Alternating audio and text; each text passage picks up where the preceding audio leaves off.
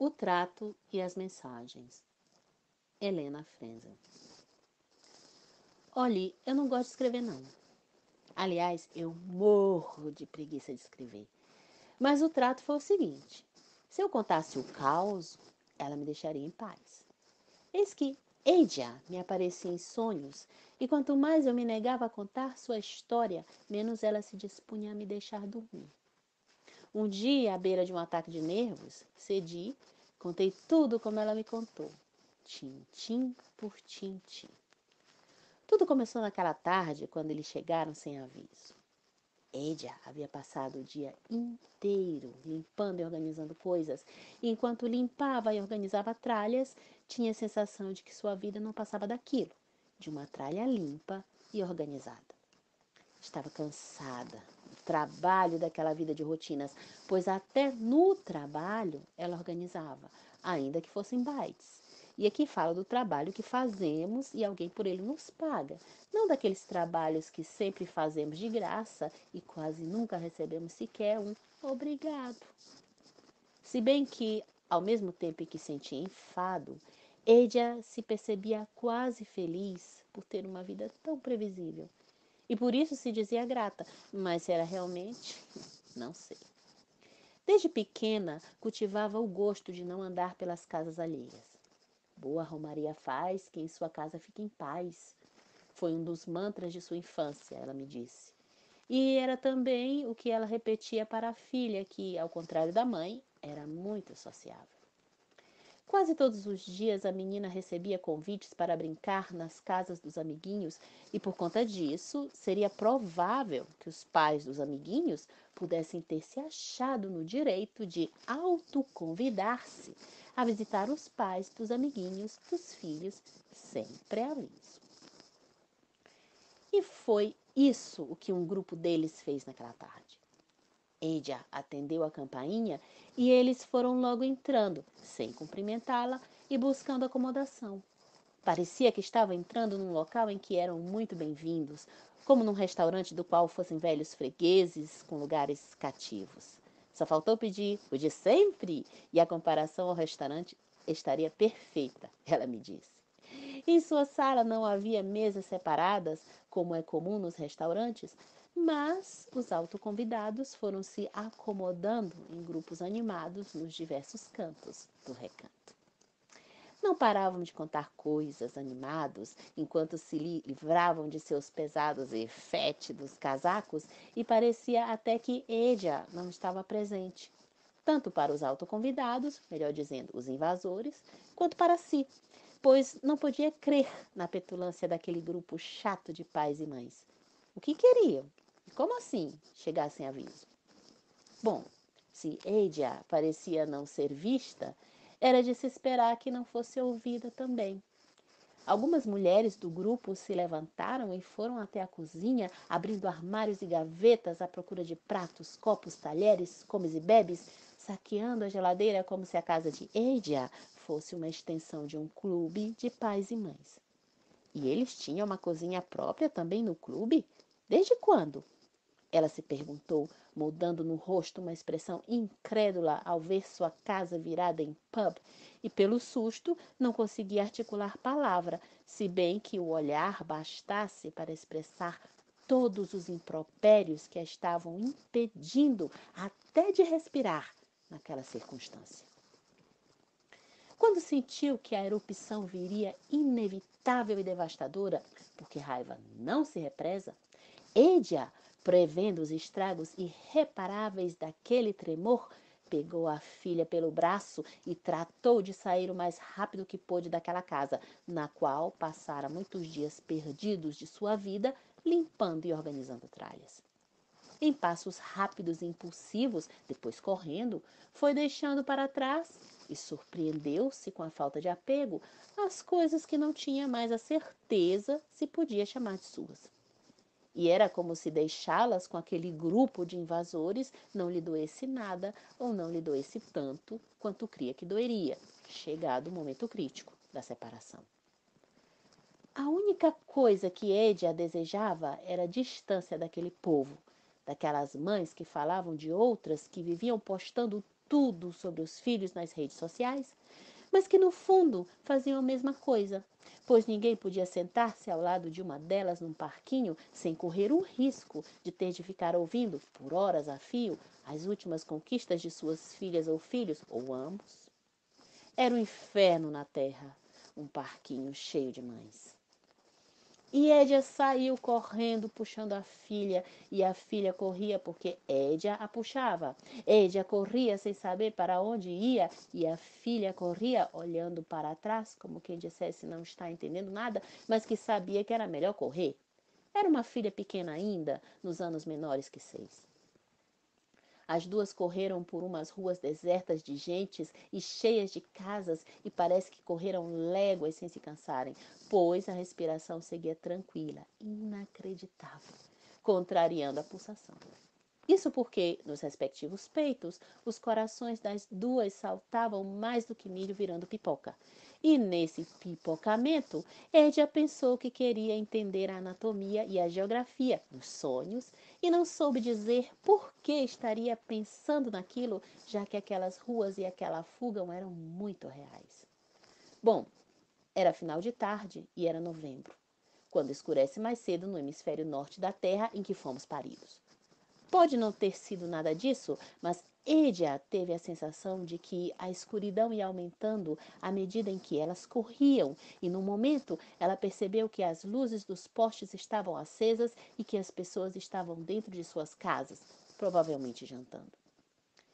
Eram umas 5 da tarde, mas parecia já umas 10 da noite por conta do breu, e só quando deixaram de correr e voltaram a caminhar em normal ritmo foi que Édia e a filha começaram a sentir frio, e ela percebeu que haviam fugido nem sem sequer um agasalho. Com medo de que se resfriassem, Édia criou coragem de tocar na campainha de uma das casas e pedir ajuda e abrigo. Ela poderia ligar para o marido, pedir socorro, dizer que não se assustasse quando chegasse em casa e encontrasse a farra daquele grupo folgado de pais e mães.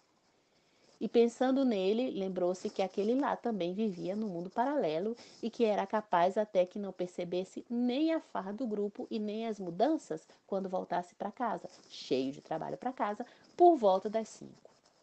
Mas alguma coisa Édia tinha que fazer. Abriu-lhe a porta um senhor simpático que sorria, e Édia contou apressada que tinha saído correndo de casa, literalmente, que esquecera agasalho, celular e que precisava, se não fosse muito incômodo, de um lugar aquecido para guardar por algum tempo e de um telefone para pedir ao marido que acompanhasse as duas mais tarde, ali onde se encontravam. O senhor seguiu ouvindo, ainda sorrindo simpaticamente, e alargou a abertura da porta para deixar as duas entrarem.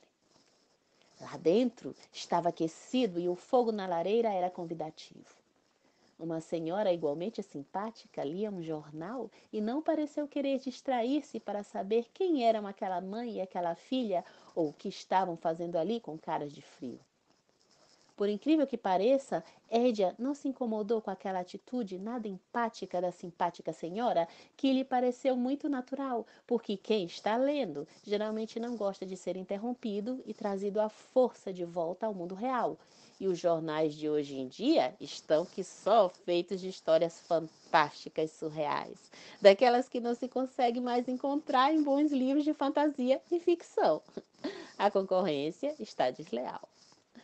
O senhor, que já não sorria, apontou o telefone enquanto sentava-se numa poltrona e retomava o seu jornal. Édia ligou para o celular do marido e, como ele não atendeu, como quase sempre fazia, deixou uma mensagem na caixa postal e deu o endereço da casa do senhor simpático, pedindo que, por cortesia, fosse buscá-las lá. E, tendo feito isso, buscou com a filha um lugar no sofá, perto do fogo e longe do frio. O senhor simpático agora lia o jornal e mostrava uma expressão de riso diante das fantásticas histórias. Édia conseguiu ler na manchete de uma página que o ditador da bugia estava exigindo a volta da pena de morte. Provavelmente para poder sumir legalmente com quem fosse crítico ao seu governo. E ainda tem a coragem de dizer que a bugia é um país democrático. Ela pensou, mas não quis comentar e achou melhor deixar o casal simpático com seus jornais, e seria mesmo um casal casado, se é que isso importava, e ocupou os olhos observando o local. A filha, se pelo susto, pelo frio ou pela pouca idade, não demonstrava ter vontade de agir ou falar, limitando-se ao silêncio e a fazer tudo o que lhe pedia ou indicava a mãe. Edia não teve tempo para pensar sobre o que estava observando no recinto, porque no segundo seguinte soou a campainha e o senhor simpático pôs uma cara nítida de enfado por ter sido outra vez tirado da leitura do seu jornal, levantou-se e foi resmungando até a porta. E eu sou imensamente grato por ela não ter tido tempo para ficar observando detalhes que me obrigassem a uma descrição bordada do local, coisa que eu odeio. Ainda mais porque não escrevo por gosto, escrevo porque quero a minha paz. E se for para me fazer críticas nesse sentido, sugiro que deixe de preguiça você também e imagine os personagens e os lugares. Estou lhe dando total liberdade interpretativa. Quer coisa melhor? Pois bem, mas voltando à campainha, Edia sabia que não podia ser o marido, porque não havia ainda nem 5 minutos da chamada e os serviços de telefonia eram rápidos, mas não tão rápidos assim. O senhor, de novo mais simpático, voltou com um amigo da família que logo descobriram, mas que coincidência! Era também um velho amigo de Edia e, de alguma maneira, ela não se surpreendeu ao encontrá-lo ali. Porém, não teve tempo nem vontade de pensar a respeito daqueles sentimentos e acasos, porque o amigo recém-chegado, como se a visse todos os dias, foi logo perguntando o que ela ali fazia, na casa daqueles velhinhos, e neste momento Edia desejou que tivesse consigo um gravadorzinho com o qual sempre andava e que tivesse já nele gravada a explicação que deu antes ao simpático senhor. E o gravadorzinho não estava à mão, mas foi como se tivesse sido usado, pois Edia repetiu ponto por ponto, vírgula por vírgula, rapidamente a história que contou ao velhinho, que também não vou lhe contar, porque me dá uma preguiça. E como eu já disse, só estou contando esta história para poder dormir mais uma vez. Então, que fique bem claro, eu não me preocupo com você. Aliás, por que cargas d'água eu deveria preocupar-me? Sim, mas voltando ao caos. O fato é que o amigo ofereceu-se para levar as duas para casa e, naquele momento, Edia se encolheu porque pensou que voltaria para aquela farra de mães e pais e teve a sensação doída de que um ácido lhe queimava o estômago. Então pediu ao amigo que, por favor, tirasse as duas dali, mas que não as levasse para casa, porque não queria aparecer no jornal do dia seguinte como a mãe tresloucada que assassinou aquele grupo de pais chatos e também o marido, que vivia em outro mundo, e também o amigo que levou as duas de volta para aquela casa em que ela só conhecia limpeza e organização. E disse tudo isso num átimo e olhou para a filha que não merecia ficar sem os pais e nem com os amiguinhos órfãos, e olhou para o amigo ainda em tempo de notar-lhe o assombro e a falta de cor e chão. Edia, mais que depressa, não querendo que ele se sentisse na obrigação de cuidar delas, repetiu que só queria que ele fizesse o favor de levá-las dali para um outro local seguro e apertou a mão da filha para ter certeza de que a pimpolha ainda vivia. Não se preocupe, vou levar vocês para um lugar seguro, disse o prático velho amigo. E as duas se foram com ele, cada uma enrolada num cobertor emprestado dos velhinhos, mas antes de irem, Edia ainda pediu ao senhor para usar o telefone mais uma vez, e este foi um grande erro, porque então o senhor ficou zangado e explodiu. Não pelo telefone, mas porque não queria mais que lhe interrompesse a diaba da leitura e mandou que Edia usasse a porra do telefone sempre que quisesse e que não perguntasse mais nada, e Edia tratou de tapar rapidamente os ouvidos da filha com as mãos, duas mãos em concha, para que não a sujassem tanto com a porra daquele senhor. Mas as palavras não são sujas, elas apenas levam adiante as intenções de quem as usa. E Edia também não se assustou com a reação do senhor agora descontrolado, pois entendia-o muito bem. Não gostava quando a interrompiam ou quando tiravam a sua paz, como havia feito aquele grupo asqueroso de pais e mães que só pensavam em se reunir para falar de filhos e filhas. E Edia correu ao telefone e ligou para o marido dizendo que ela e a filha se iam com um velho amigo e que depois lhe telefonaria dizendo onde poderiam ser encontradas. Mais uma vez a mensagem ficou na caixa postal porque o marido não gostava de ser interrompido quando estava no trabalho, embora já passasse das 5, hora que ele, por hábito, deveria estar em casa ou por chegar. E o amigo? Esse passou o tempo da porra só observando. Nada expressou. E para não correr o risco de levar outro esporro, Eia escreveu um papelzinho. Muito obrigada pelo abrigo e pelas ligações. Depois lavo e devolvo os agasalhos. Deus lhe pague esta generosidade. Desculpe ter interrompido a leitura do seu jornal. Agradeceu só a ele, porque a senhora simpática seguia lendo seu jornal, alheia a todo o resto. Então, agasalhadas, saíram as duas em companhia do amigo, o mais silenciosamente possível, deixando o papel dobrado sobre o sofá macio que até então haviam ocupado naquela sala não descrita. Entraram no carro do amigo, que era um carro preto antigo, e partiram. Desde então, seguem viajando, as duas e o amigo, o que não deixa de fazer sentido, pois um lugar seguro é um destino impossível de ser encontrado, não é verdade? E a física dos sonhos não é a mesma da realidade. Bem lembrado.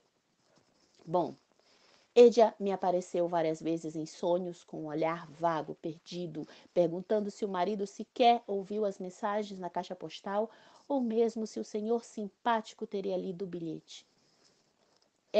Edia imagina que as mensagens tenham se perdido em algum satélite e que um vento traiçoeiro, vindo da porta que se fechou vagarosamente quando os três saíram, e haja a física dos sonhos outra vez, soprou na lareira o bilhete que ela deixara dobradinho sobre o negro sofá. O fato é que nunca saberemos. Por isso, ela praticamente me obrigou a escrever esta história, na esperança de uma resposta, seja do senhor simpático ou do marido ocupado. Já eu, a única coisa que me pergunto é o que teria sido se Edia, ao invés de ter fugido, tivesse simplesmente dito àqueles pais e mães metidos que estava cansada e que por isso não queria visitas naquela tarde, que queria só a paz da sua casa limpa e arrumada e que estava esperando um marido para que pudessem seriamente conversar. A verdade, nada mais do que a verdade, por vezes funciona. Teria funcionado? E se... Não sei. Só sei que essa pergunta move as mãos dos escritores, e eu não sou um deles, você já sabe. E a literatura, sem a qual não sei viver, pois leio com prazer e amo paradoxos. Por isso, eu digo que fins, esta história pode até ter vários. Porém, o certo é que não tem final nenhum, pois se Edia me deixou em paz, aí já é outro caos.